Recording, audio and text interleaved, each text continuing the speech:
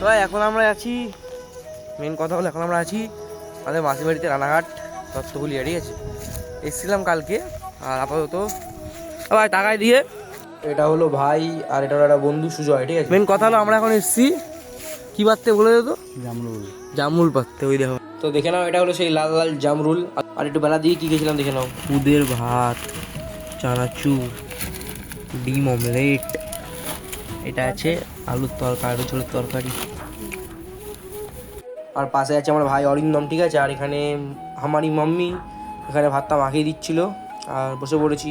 আর মায়ের হাতের মাখিয়ে দেওয়া ভাত খাওয়া এখন টেস্ট একদম আলাদাই বেড়ে যায়, সেটা বড় কথা নয়।